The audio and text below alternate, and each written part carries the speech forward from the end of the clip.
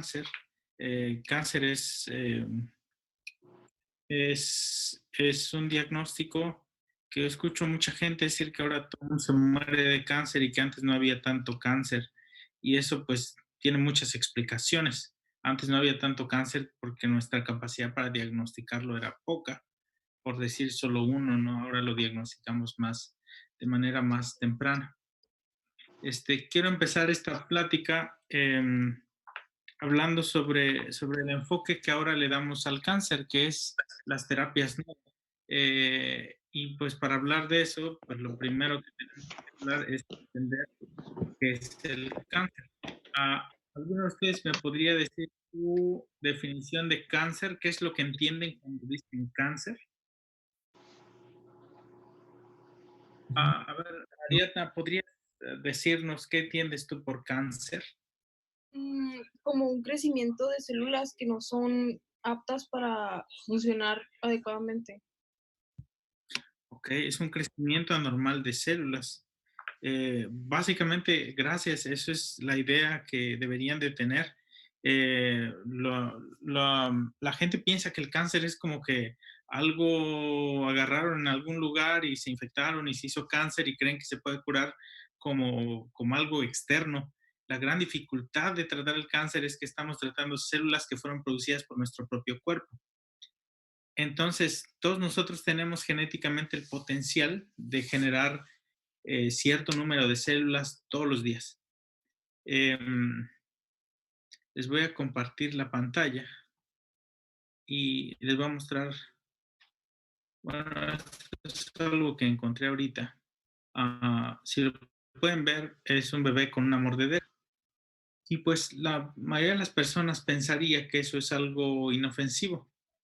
Si leen abajo, pues esta nota hablaba de algunos productos que existen en el medio ambiente o que existen en la industria que poco a poco hemos aprendido que son cancerígenos, lo cual significa que promueven la formación de células anormales. Esto que están viendo tiene un significado mayor porque este bebé también está aprendiendo a defenderse.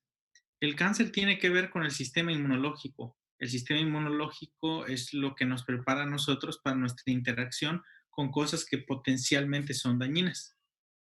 Es decir, cuando todos somos bebés y empezamos a comer cosas y a agarrar tierra y a no lavarnos las manos y a jugar entre muchas bacterias, básicamente estamos moldeando nuestro aparato inmune para que aprenda a defendernos. Si es que eso no lo hacemos a una edad temprana, tendremos problemas en una edad más adulta. Es más o menos lo que vimos cuando hablamos de asma.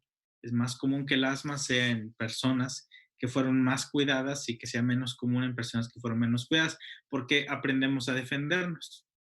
Ahora, ¿esto por qué tiene que ver con el cáncer? Porque ustedes, tal vez ninguno de nosotros dimensiona lo cerca que está de tener cáncer todos los días. Todos los días generamos células con el potencial de crecer de una manera desordenada. Ustedes en este momento, seguramente el día de hoy generaron tal vez cientos o tal vez miles de células con el potencial de ser malignas, pero ¿qué sucede con esas células? Pues nuestros linfocitos tienen la capacidad de detectarlas y de darles órdenes para que suceda una apoptosis temprana o de ponerles marcadores para que no sean viables. Entonces, nosotros generamos células cancerígenas todo el tiempo. Obviamente, un punto en donde si es que ese control de calidad se rebasa y no es suficiente en nuestras células que se dedican a eso para detectar todas las células que se están produciendo, es mucho más fácil que una se pase de largo. Es decir, si ustedes los pusieran a revisar algún producto en una fábrica y tuvieran que revisar 100 productos al día, pues seguramente 100 no es difícil, pero si les pidieran ahora revisar 1000 todos los días, cuando originalmente revisaban 100, pues es mucho más probable que se les vaya alguna con un defecto, porque tienen una gran carga de trabajo.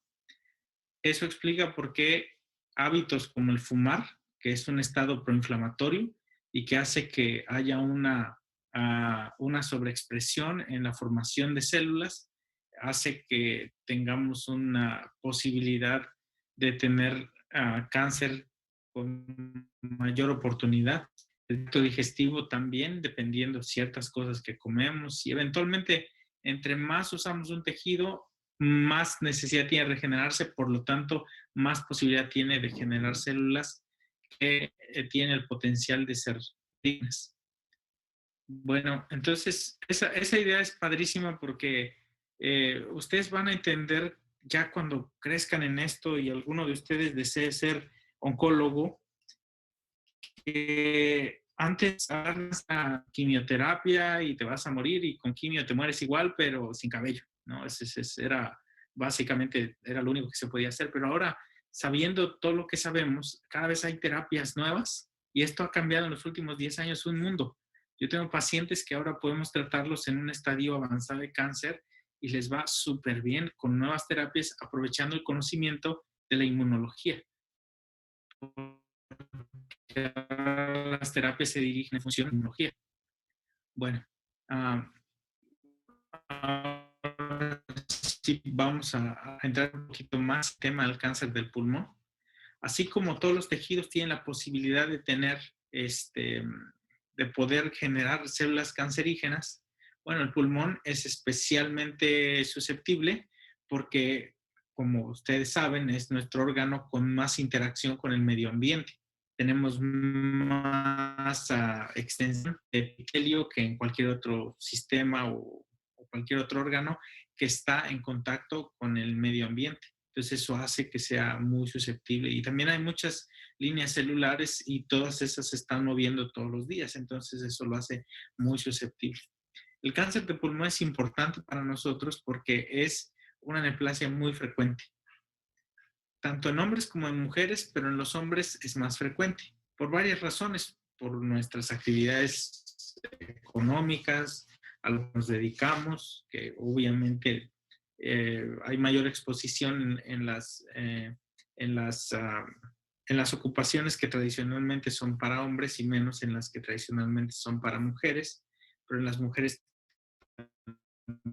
también existe. Es el cáncer mortal que existe, no es el más frecuente, hay otros cánceres que son más frecuentes, pero son más curables o es más fácil curarlos.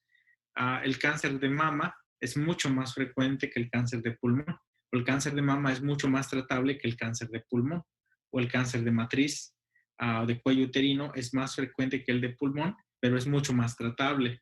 Hay muchos cánceres que son más frecuentes, pero el de pulmón es sin duda el más letal en su combinación de frecuencia y letalidad. Estos datos que les presento pues son en México y obviamente pues son de años anteriores. Un diagnóstico terrible en cuanto al cáncer, ¿no? Afortunadamente estamos mejorando en eso, porque 9.148 casos de cáncer realmente a mí me suena poco. Pero imagínense cuánta gente fallece sin saber que tenía cáncer. Por eso que ahora la gente asume que hay más cáncer. Mi respuesta a todos es, bueno, una, vivimos más y dos, nos enteramos mejor de que morimos hace 20 años todavía. Todos los certificados de defunción decían paro cardiorrespiratorio. Realmente no había una investigación mayor sobre por qué moría una persona, ¿no? Ahora hay tomografías, hay acceso a la salud, hay posibilidad de hacer más estudios que antes era pues inimaginable.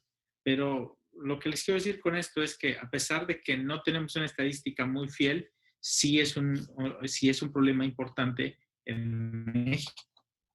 Bueno, aquí en esta gráfica lo que ven es en las barras azules la incidencia y en las barras verdes la mortalidad.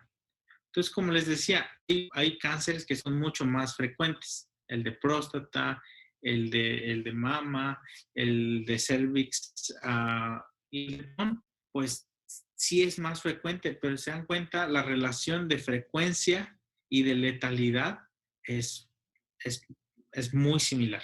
O sea, donde lo encuentran, básicamente ese es el número de personas que se mueren, como en el cáncer de hígado. Ya demás cánceres tienen más, el cáncer de páncreas tiene la misma distribución. Al que tiene cáncer de páncreas, ese se va a morir. Todos sabemos que el cáncer de páncreas no respeta a nadie, ¿no? No importa la cantidad de dinero que tuvieras, si tienes cáncer de páncreas, la probabilidad de que sobrevivas a eso, pues es básicamente nula, porque es un cáncer que es muy difícil de tratar por toda la situación del páncreas. El pulmón es más o menos lo mismo. El pulmón podríamos tratarlo si lo encontráramos temprano, pero ahí es donde está la complicación.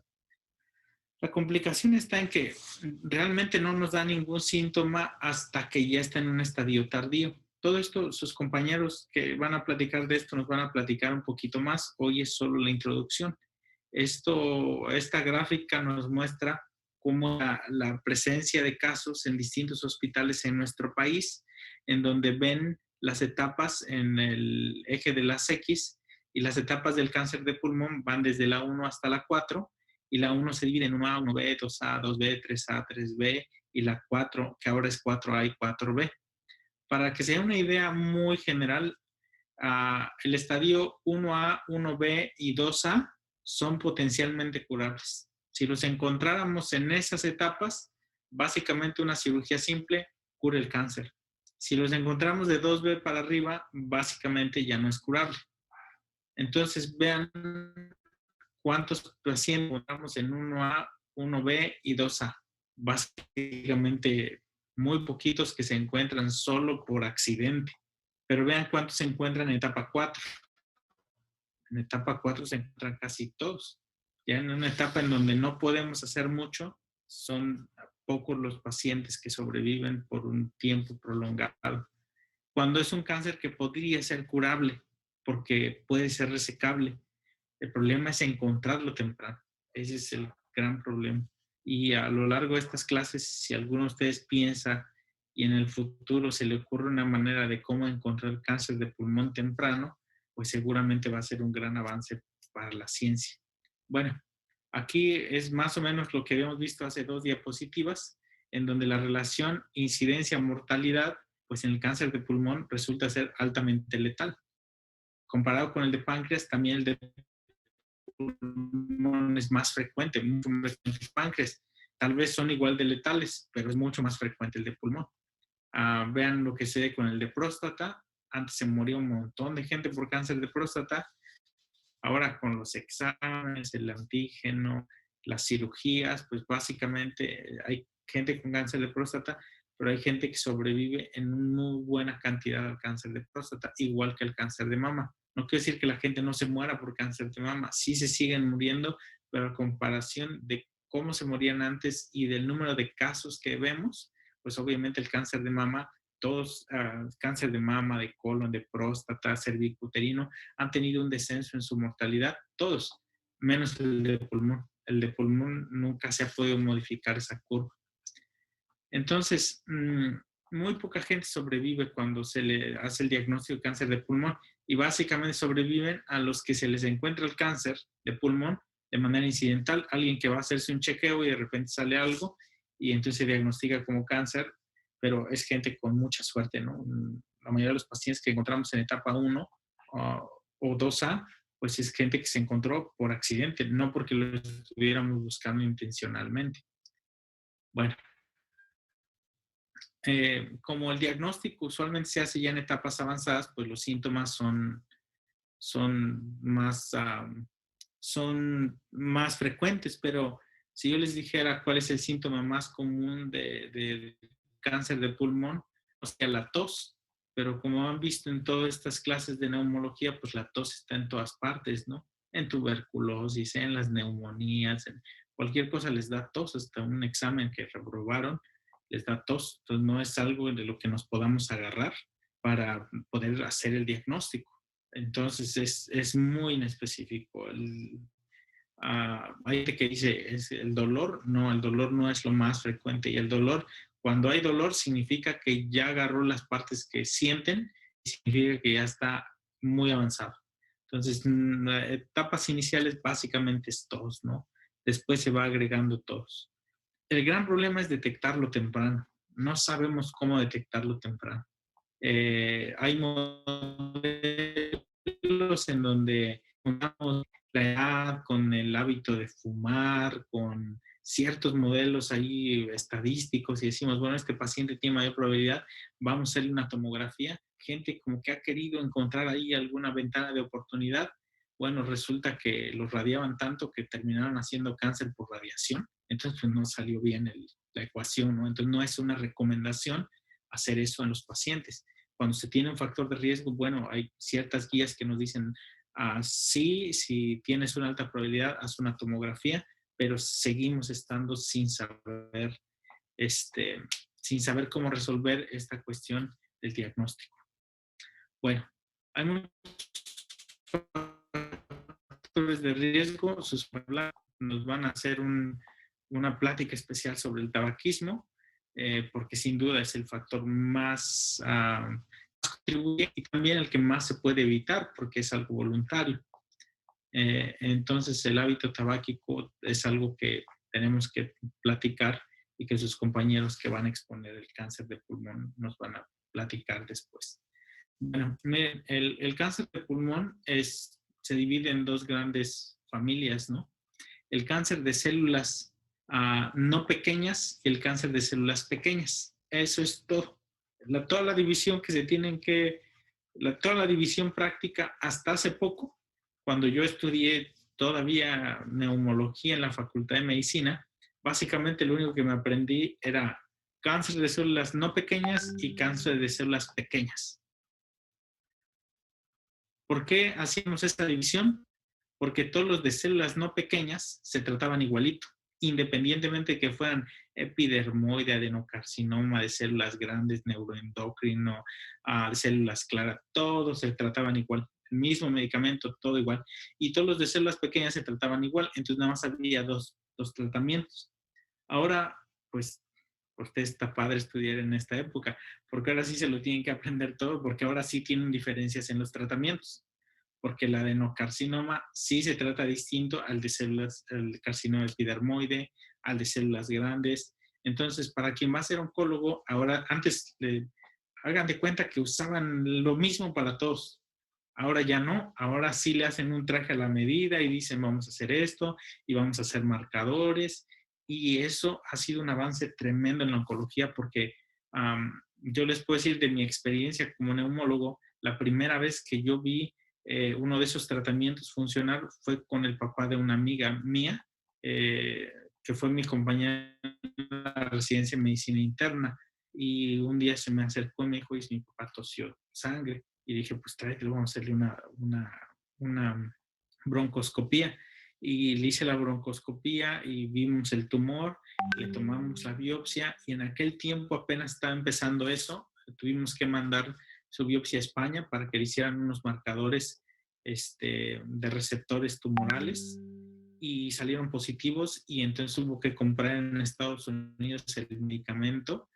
Y si una persona en un estadio 4 de cáncer, que nos dicen los libros hasta ese momento que la sobrevida a un año era del 2%, él vivió 7 años con ese tipo de tratamiento. Entonces, pues básicamente le compró 7 años en muy buena situación, estando muy bien. Entonces es increíble que ahora tengamos la capacidad, o bueno, los oncólogos, ¿no? Yo no, de dar ese tipo de tratamientos. Entonces, para ustedes que van a tratar ese tema, sí me gustaría que pusieran un énfasis especial en las terapias dirigidas, porque es padrísimo todo lo que están haciendo con el tratamiento de cáncer. Por ejemplo, hay una rama de la oncología que está haciendo investigaciones y con algún éxito, con algunos medicamentos en el cáncer de próstata, el hacer tratamiento con virus. Ahora que está de moda aprender virus, pues imagínense si el virus, tomándolo por ejemplo, tiene un trofismo por las células epiteliales pulmonares y pudiéramos hacer un virus o mutarlo o modificarlo genéticamente para que afectara solo células tumorales epiteliales pulmonares y destruyera todas esas células, imagínense el salto que daríamos, ¿no? Que a través de un virus pudiéramos atacar específicamente ese tipo de células. Eso ya es posible, ya hay una terapia que funciona así y la inmunología ha permitido moldear el tratamiento del cáncer hacia un, hacia una conclusión mejor. Ahora, cáncer ya no es un sinónimo de muerte inmediata, ya se les puede dar muchas opciones y básicamente les va bien. Para lograr esto, necesitamos definir específicamente qué tipo de cáncer tiene un paciente. Y eso se utilizan marcadores. Para quien de ustedes vaya a ser patólogo, pues básicamente este es el negocio. Ya una vez que determinen que es maligno, le hacen marcadores y en función de los marcadores que salen positivos, le dicen al oncólogo, estos son los marcadores positivos.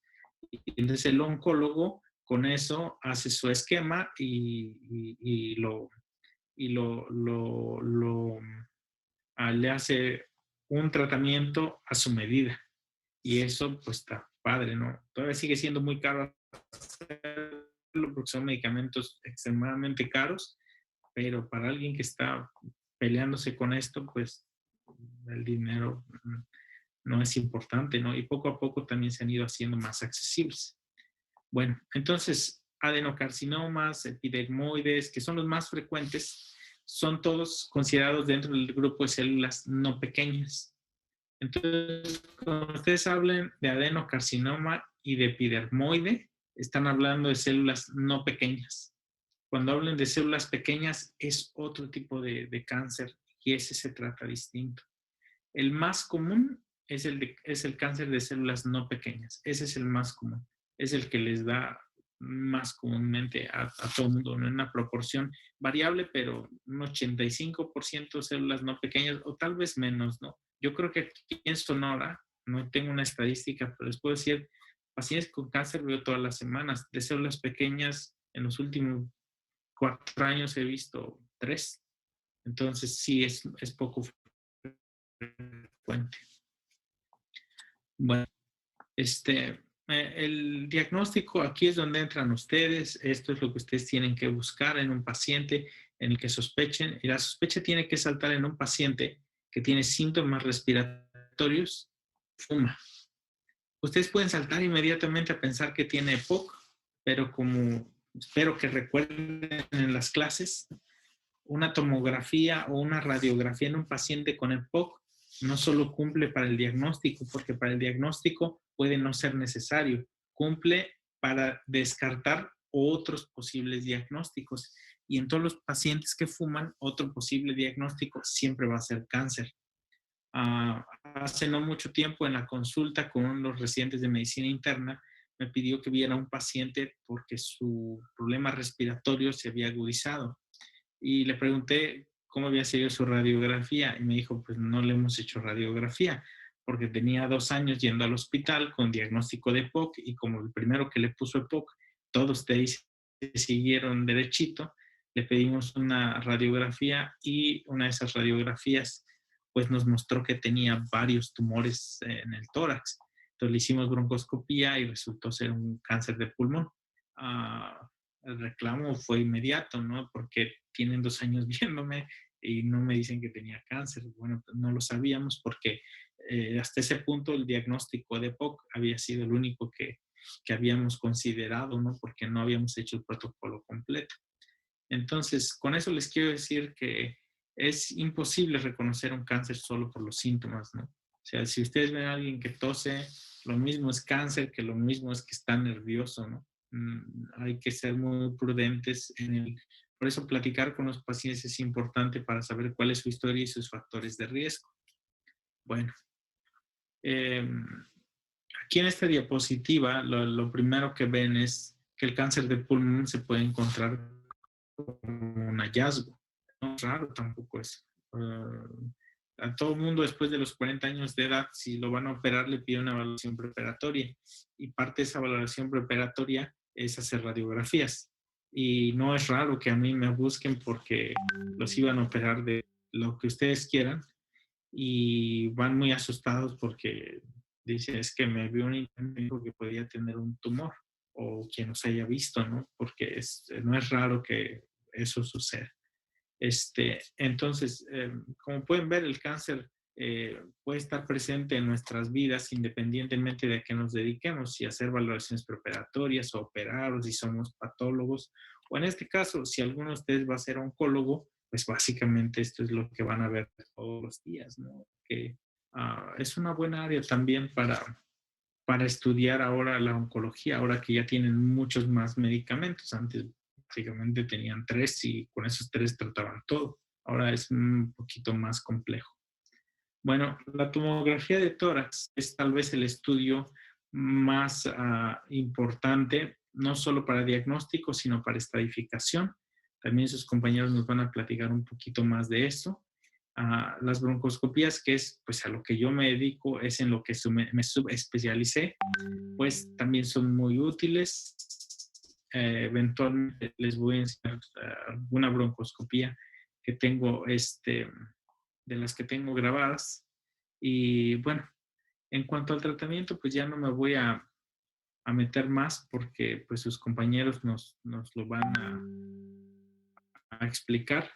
Algo que sí me interesa mucho es que entiendan la relación que existe entre el cáncer de pulmón y nuestra inmunidad.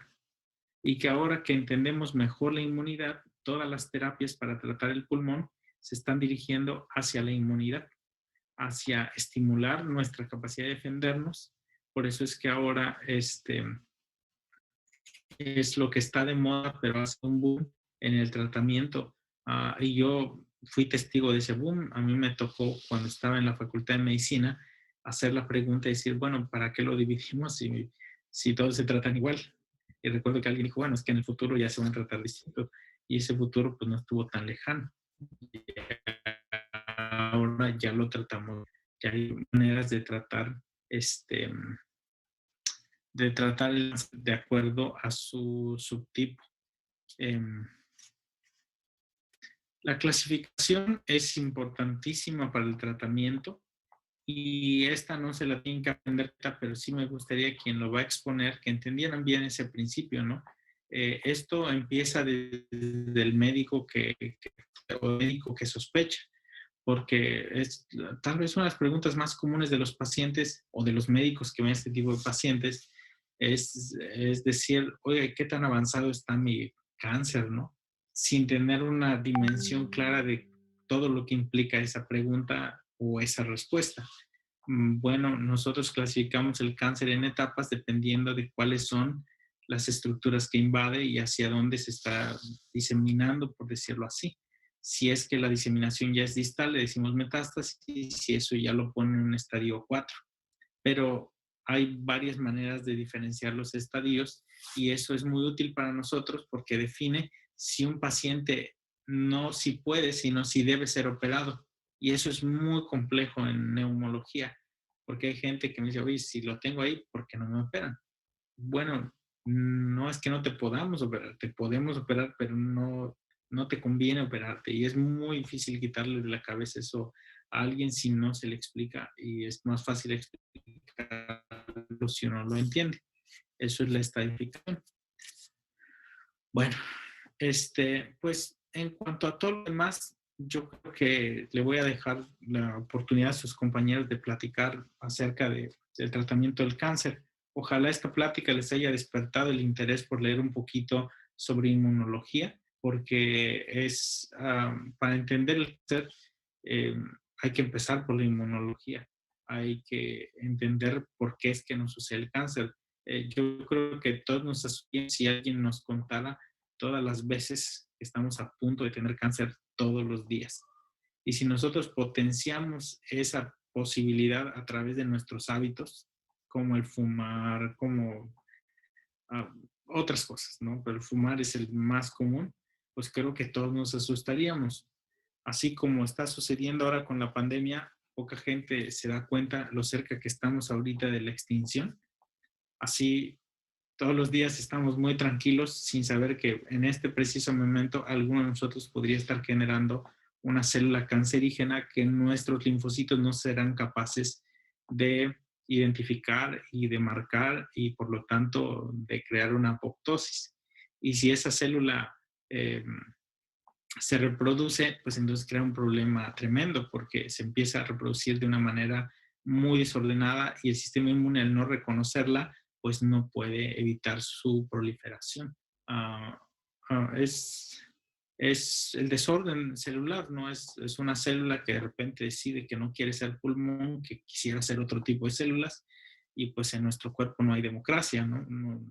No puede decidir ser otra cosa más que para la que fue diseñada, porque si eso se permite, entonces se pierde el sentido de la función y por lo tanto se pierde la economía, ¿no? Y la homeostasia. Bueno, ¿alguno de ustedes tiene alguna pregunta?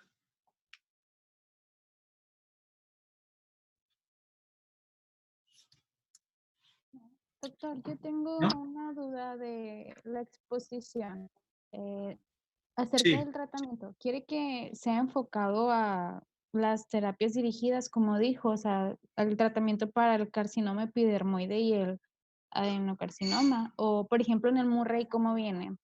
Que viene dividido en los estadios de la enfermedad. ¿Cómo quiere que presente pues, esa parte del tratamiento?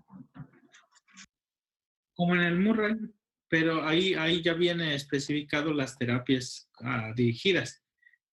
Nada más no lo vi. Yo creo que todo el tema de cáncer, eso es lo más padre para tratar, ¿no? El hecho de que ustedes se den cuenta y que hagan énfasis en que ustedes están viviendo una época en donde la medicina sí está cambiando. Es padrísimo ver esos avances, ¿no? Y no me refería a que solo hablen de eso, pero sí es algo que a mí no me tocó estudiar como estudiante. Entonces, a ustedes sí les va a tocar y eventualmente a quien se dedique a esto, pues lo va a poder explorar más.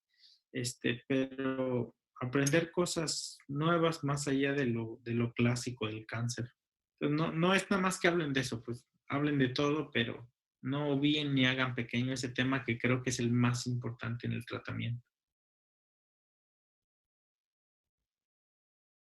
Bueno, pues espero haber despertado en ustedes algún interés por el área de la oncología. Hay pocos oncólogos en Hermosillo y obviamente son muy necesarios y conforme avance el tiempo van a ser más necesarios. Ya pronto tendremos un centro de oncología privado aquí en la ciudad y eso nos va a permitir tratar muchas cosas que antes no tratábamos. Bueno, pues yo los dejo. Cuídense mucho. Nos vemos el día lunes. De todas maneras, yo le voy a mandar a Ariadna la agenda porque la próxima semana ya son los últimos temas. En cuanto a la calificación, todavía no los califico porque la verdad es que no he tenido tiempo. Pero el último examen va a ser terminando la próxima semana para ya darles la calificación. Bueno, entonces los veo el lunes. Gracias. Gracias, Doc. Doctor, bonita noche. Gracias. Adiós. Gracias, doctor.